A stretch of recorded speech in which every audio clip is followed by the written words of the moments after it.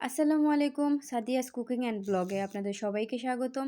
আমি আজকে শীতের সন্ধ্যায় পরিবারের সদস্যের চাহিদা অনুসারে বানিয়ে ফেললাম চিকেন ফ্রাই। সাথে আমি নুডলসও করেছি।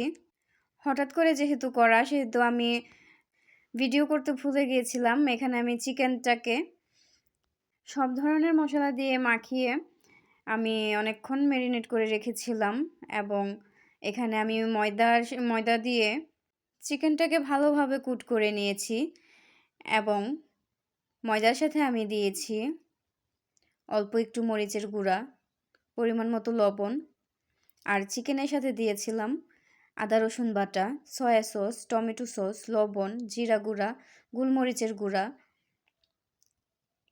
শুকনো মরিচের গুঁড়া, ধনিয়ার গুঁড়া। এগুলো দিয়ে ভালোভাবে আমি মেখে প্রায় 30 মিনিটের মতো রেখেছিলাম। এখন আমি ময়দাতে কুট করে তেলটা মিডিয়াম গরম করে আমি চিকেনগুলো দিয়ে দিচ্ছি এবং মিডিয়াম থেকে লো আছে আমি চিকেন ফ্রাইগুলো করে নিব। এই যে দেখতে পাচ্ছেন আমার চুলার আঁচটা মিডিয়াম আছে। এটা এখানে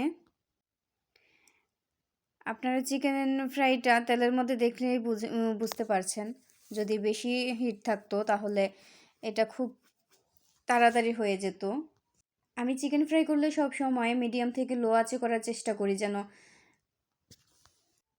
চিকেনটা যেন ভালোভাবে সেদ্ধ হয় ভেতর থেকে।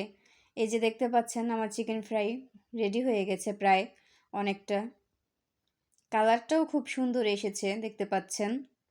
আমি আরেকটু ভালোভাবে মুচমুচে করে ভেজে নেব, যেহেতু আমার হাজব্যান্ড মুচমুচে করে ভাজাটা বেশি পছন্দ করে।